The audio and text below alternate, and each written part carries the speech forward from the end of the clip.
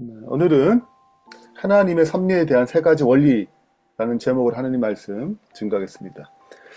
우리 모두는 하나님의 인도하심 그리고 보호하심, 즉 하나님의 섭리를 믿고 신뢰하기 원합니다.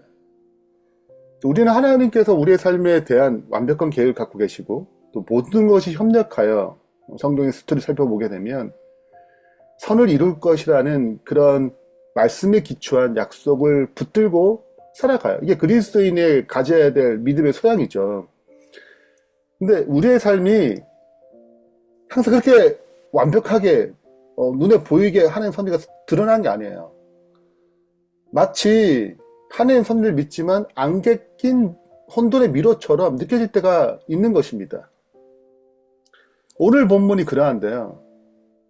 바로 전날, 오늘 본문의 바로 전날 하나님께서 사도 바울이 감옥에 있을 때 약속을 주셨어요. 내가 로마로 보내겠다. 로마에서 말씀을 증거할 것이다. 그 약속을 받은 지 얼마 되지 않은 시간에 그 다음 날이죠. 40명이 넘는 암살단이 바울을 죽이겠다고 작정한 것입니다. 그러니까 하나님의 약속과 현실이 너무 괴리가 있는 거예요. 끔찍한 불일치가 있는 것입니다. 오늘의 이야기는 이렇게 우리가 전혀 예상치 못한 이 불일치하는 상황 가운데서 어떻게 하나님께서 그분의 계획을 이뤄 가시는지, 또 평범한 상황을 통해서 그분의 계획이 어떻게 성취되는지 살펴볼 수 있어요. 오늘 저도 이제 말씀을 생각하면서 저도 이제 온라인 교회를 개척할 때 비전을 받았거든요. 그래가지고 확신이 왔어요. 하나님, 이게 진짜 하나님 주신 비전이라면 제가 선교부장님께 연결할 때 선교부장님이 바로 오케이가 나와야 한다. 그래야지 뭐 온라인 교회를 개척할 거 아니냐. 처음 있는 일인데. 그래서 제가 전화를 했단 말이에요. 근데 선교부장님이 바로 오케이. 바로 자기도 그것이 자기의 비전이었대. 선교부장 있는 동안에 온라인 교회를 개척하는 것이. 그때 코로나 기간이었거든요. 근데 이제 이게 순서가 있잖아요. 그래서 이제 서청합회에서 제안을 해가지고 연합회 통과를 받단 말이죠. 근데 결국 연합회에서 무산됐어요. 그러니까 제가 받은 비전과 지금 현실이 불일치잖아요. 원래 계획은 사택을 제공하는 건데 사택도 없고 다 무산되는 것처럼 보였어요. 근데 지금 이렇게 있잖아요. 네, 하나님이 예상치 못하는 방법을 일하시는 것입니다. 그래서 우리가 세 가지 원리를 살펴볼 텐데, 첫 번째는 인간의 최악의 계획 가운데도 하나님의 섭리가 있어요. 하나님의 섭리는 꼭 기적 같은 곳에서 있지 않고 평범한 사람을 통해서 일하시는 거예요. 그리고 이 불완전한 이 사회, 이 세상의 질서를 사용하셔서 그분의 뜻을 이루어 가십니다. 자, 하나씩 살펴보겠습니다. 첫 번째입니다. 분명히 그 전날, 우리 본문 11절에 보면 바울을 향해 하나님 약속이 있어요. 너를 로마에서 증언하도록 만들게 해주겠다. 얼마나 이 암담한 가운데 큰 위로 희망이 되겠어요? 근데 바로 그 다음날, 그 비전을 받는 얼마 후가 아니고 바로 그 다음날 정반대의 이야기가 흘러가는 것입니다. 40명이 넘는 이 유대인들이 바울을 죽이기 전까지는 먹지도 않고 마시지도 않겠다는 끔찍한 맹세를 하고 암살단을 조직했어요. 12절입니다. 날이 새매 유대인들이 당을 지어 맹세하되 바울을 죽이기 전에는 먹지도 아니하고 마시지도 아니하겠다고 이같이 동맹한 자가 40여 명이라. 대제사장과 장로들이 가서 말하되 우리가 바울을 죽이기 전에는 아무것도 먹지 않기로 굳게 맹세하였으니 이제 너희는 그 사실을 더 자세히 물으려고 척하면서 공회와 함께 천부장에 청하여 바울을 너희에게로 데리고 내려오게 하라. 우리는 그가 가까이 오기 전에 죽이기로 준비하노라. 작전 짠 거예요. 자, 40명이 무슨 작전 짰어요? 자, 일단은 대제사장들과 장로들이 가서 말해라, 천부장한테. 그러면 이제 올 거 아니냐. 바울의 사정을 듣기 위해서 바울 데리고. 그럼 우리가 숨어 있다가 뭐 하겠다? 죽이겠다는 것입니다. 계획을 다 세웠어요. 근데 참 이게 내용을 보게 되면 끔찍하지 않아요? 이 종교라는 이름 안에 지금 뭘 하는 것입니까? 하나님을 대적하는 일을 하는 것입니다. 종교가 하나님의 뜻을 벗어나면 굉장히 무서운 거예요. 하나님의 어떤 대적하기 위해서 이 종교란 열심을 가지고 최악의 수를 두는 것입니다. 이렇게 하나님의 계획과 상관없이 마치 느낌에 로마로 가는 것이 아니고 인간의 악의적인 계획이 친밀하게 작전 짜잖아요. 마치 빈틈이 없는 것처럼 보여요. 하나님의 약속은 공한 메아리처럼 들리는 것입니다. 이 거대한 음모 앞에서 바울이 뭘 할 수 있겠어요? 아무것도 못하죠. 그래, 여기서 우리는 성경이 가르치는 중요한 원리를 배우는 것입니다. 하나님의 섭리는 인간의 악한 계획, 정말 하나님이 정말 역사하셔? 그런 어떤 상황 가운데서 인간의 최악의 그 계획의 한복판 가운데서 하나님의 섭리가 이루어지는 것입니다. 하나님이 일하고 계세요. 그 요셉의 형들은 요셉을 죽이려 했지만 아시다시피 하나님 그 악한 계획을 통해서 요셉을 총리로 만들었습니다. 또 십자가를 생각해 보면 사탄과 종교 지도자들이 예수님을 죽이려는 최악의 계획을 세웠지만 하나님 그 계획을 통해서 인류를 구원하기 위한 최고의 선을 만들었어요. 그래서 마치 이렇게 이런 성경의 이야기를 쭉 살펴보게 되면 어떤 느낌을 받냐면 바둑판 같아요. 제가 바둑을 잘 두지 못하지만 바둑은 몇 수 앞을 보느냐로 승패 결정지거든요. 세 수 앞을 보는 사람이 절대 10수 앞을 보는 자를 이길 수가 없어요. 수싸움이거든요.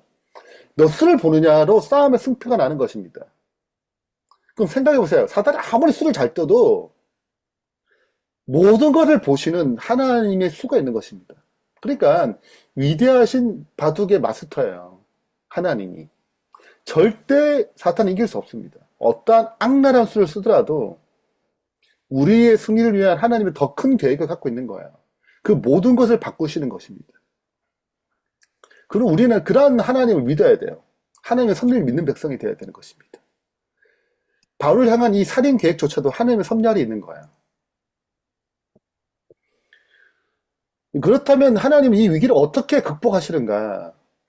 마치 불을 내려오거나 감옥 천사를 보내 감옥에 딱 나와서 탈출시키거나 그랬잖아요. 우리가 살펴보게 되면 베드로도 감옥에 나오게 하고 사도 바울도 선교 여행 가운데 감옥에 나오게 했잖아요. 놀라운 섭리가 일어났잖아요. 그런데 그런 방법 쓰지 않아요. 16절에 보면 굉장히 평범한 사람을 통해서 일하시는 거야. 바울의 생질, 누이의 아들이 그들이 매복하였다 마음을 들었어요. 우연히 듣게 된 거예요. 그 우연히 듣는 것도 신기하지 않아요? 그리고 용기를 냈습니다. 그래서 바울에게 찾아갔어요. 위협을 무릅쓰고 바울에게 알려주는 것입니다. 바울이 한 백부장에게 청하여 이 청년을 천부장에 인도하라.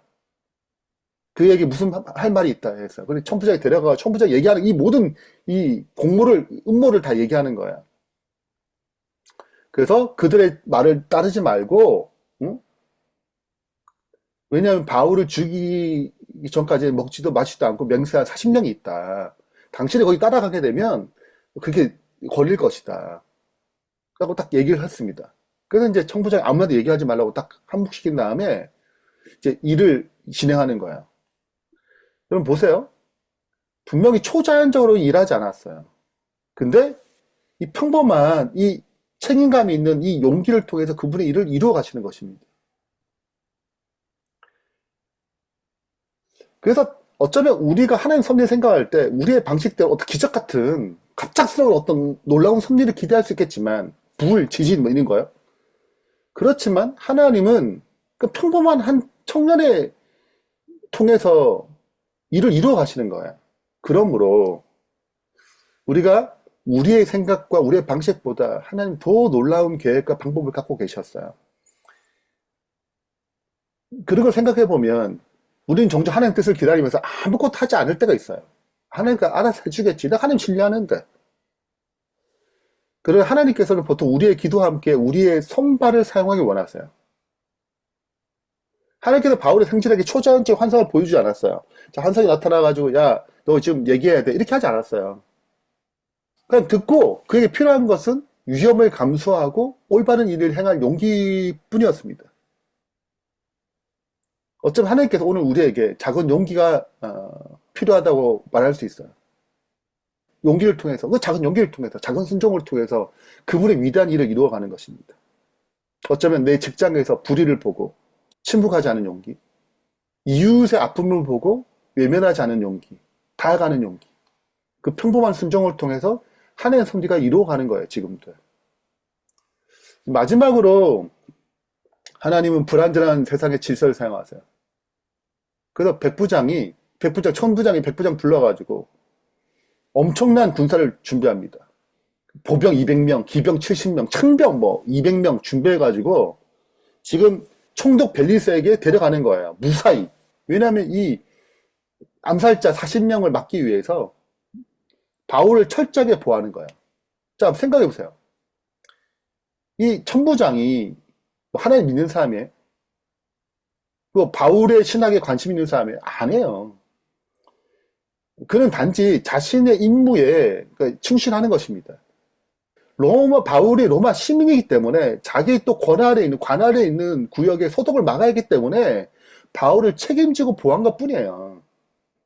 그러니까 하나님의 섭리는 이 세상의 불완전한 어떤 시스템을 사용하십니다. 하나님 알지 못하는 사람들, 불완전한 제도, 심지어 적대적인 세력까지도 그분의 도구가 될 수 있어요. 그렇기 때문에 하나님의 섭리는 예상치 못한 방법으로 일하시는 것입니다. 우리의 생각지 못하는 방법으로 구속 역사를 이루어가세요. 신물구 61페이지에 환란이 올 때 참된 그리스도인은 불안해하거나 불신하거나 낭망하지 않는다. 비록 우리가 사건의 정확한 결과를 알 수가 없고 그 일에 대한 하나님의 섭리를 분간할 수 없지만 우리의 담대함을 버리지 말아야 한다.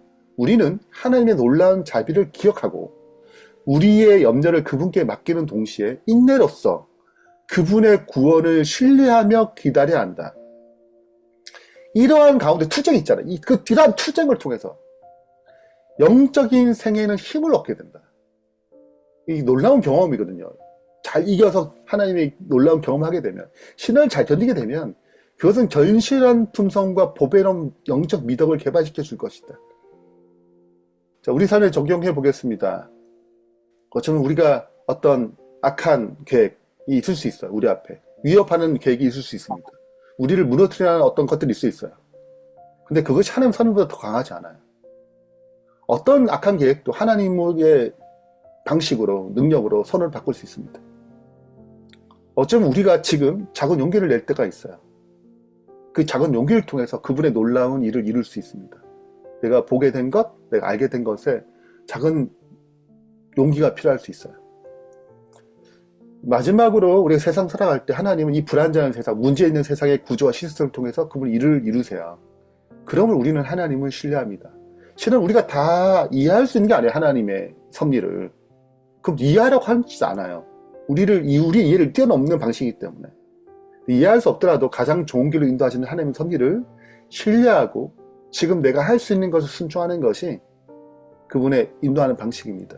그렇게 되면 그 신실한 하나님께서 우리의 모든 혼돈의 미로를 뚫고 마침내 우리를 향한 그분의 최종의 목적지로 반드시 인도하실 것입니다. 이런 믿음 가운데 오늘도 승리하는 주의 백성 되길 바라면서 말씀 마치겠습니다.